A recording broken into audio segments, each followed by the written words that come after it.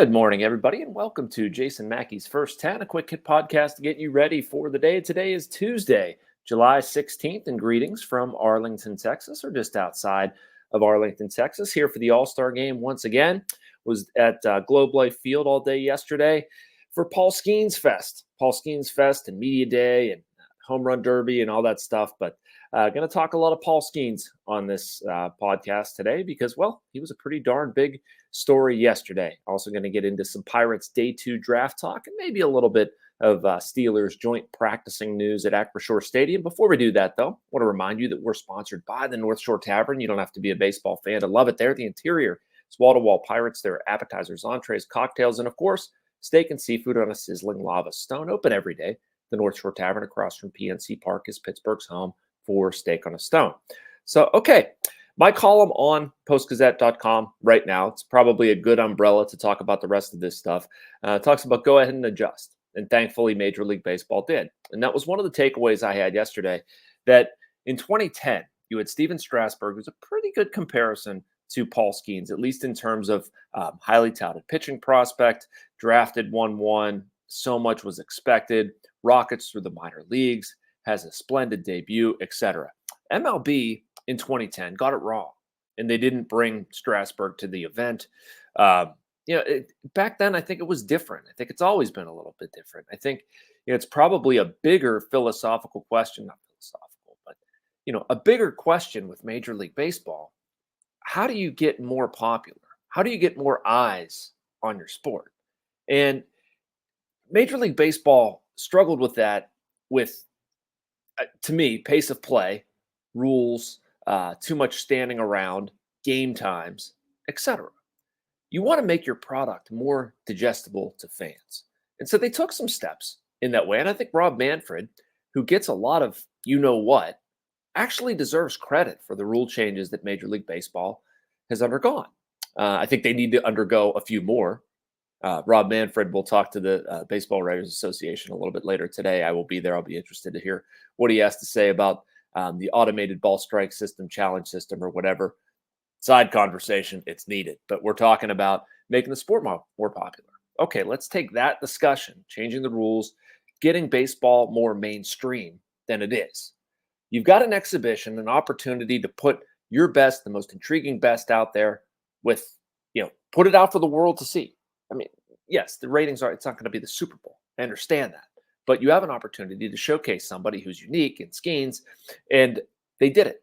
They got it right. It's a layup, but Torey Lovullo from the Diamondbacks took the layup. So, again, I was happy to see that, and it has created a scenario where a lot of people want to ask Skenes about a lot of things, and it's really neat to see from a different perspective. And you guys and girls have this watching.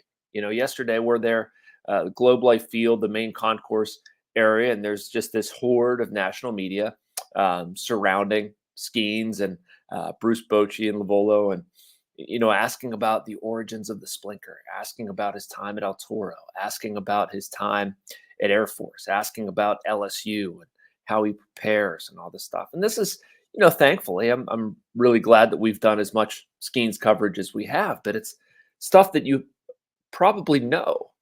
I think you probably don't realize you know as much about Paul as you do until you go into a different environment and realize what people don't know. And so it was cool to see that. It was cool to get the perspective. But yeah, I'm curious to see what happens tonight as well. I just think it's going to be a very exciting.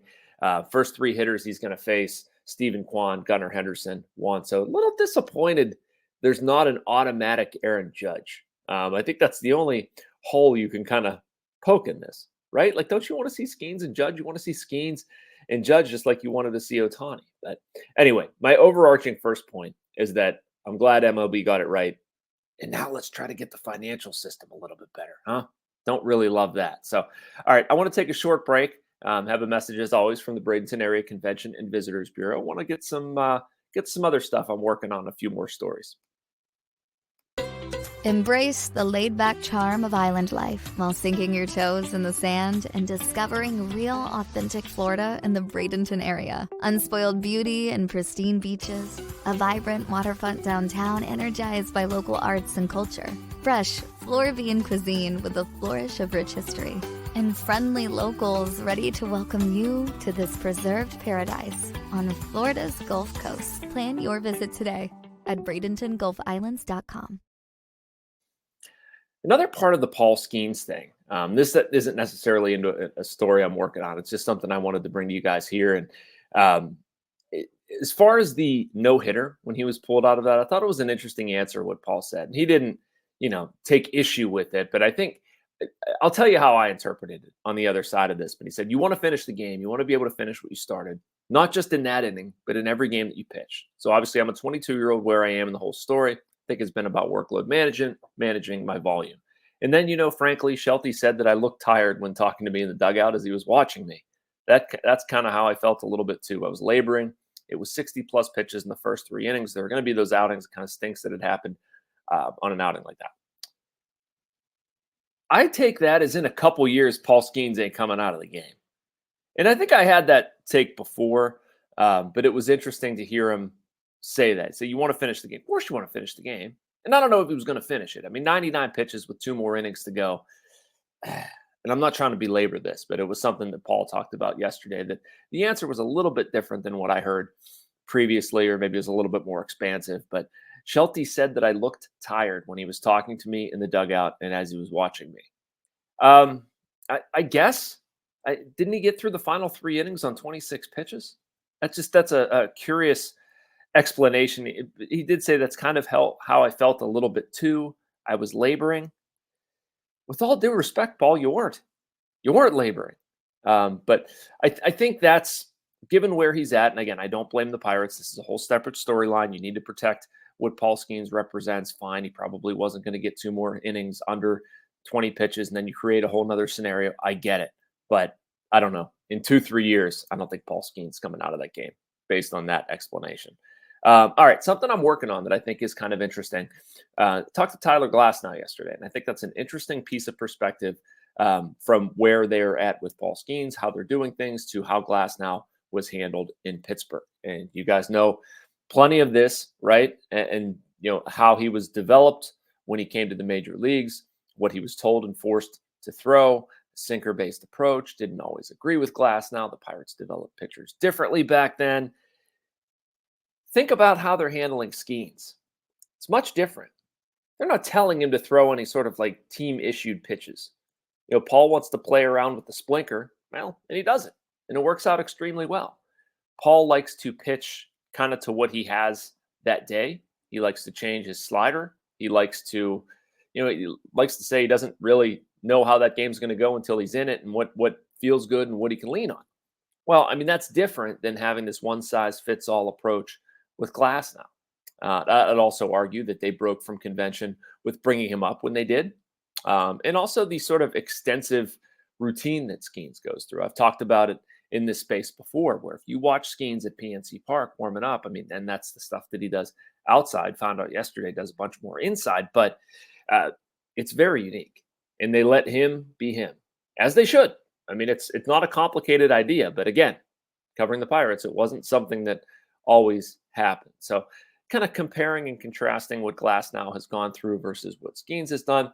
And by the way, it was very surprising. I was standing next to Glasnow, and he mentioned something about being a first-time All-Star. And I'm like, I mean, obviously he would know how many times he was an All-Star, but I'm surprised to hear that. I thought he was an All-Star before. So make sure you check that out. A couple more pieces. Andrew Destin, we're here together, wrote a piece on Konnor Griffin, the Pirates' first-round pick. It's been, I don't know, a tradition. I started this with Quinn Priester and kept it going with Nick Gonzalez and Henry Davis, but to do a 24-hour turn. That's what I've told Andrew and Noah. You try to pull off a 24-hour turn. I think I might have had some 48-hour turns in there. I want to say that Skenes maybe took a day, or Tamar took an extra day, something like that. But it's a fun challenge to, the minute they're selected, you start reaching out to, high school coaches, college coaches, people who know them, et cetera, and try to write about the kid and shed more insight into it and see how fast you can do it. It was always a fun exercise for me.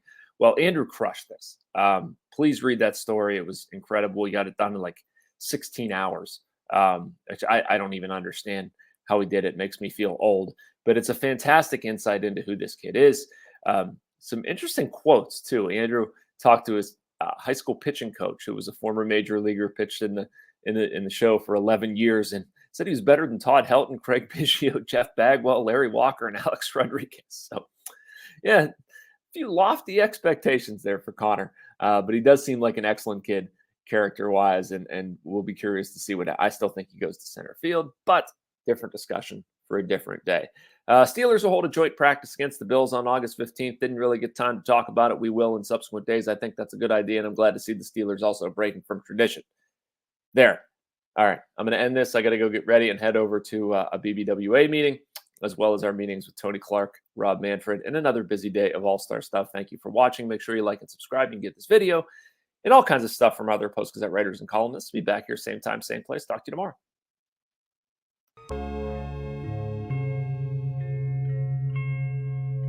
Thank you for checking out this content from Post-Gazette Sports. If you watch this video on YouTube, please like the video and subscribe to our channel. For all of the sports coverage the Post-Gazette has to offer, visit post-gazette.com.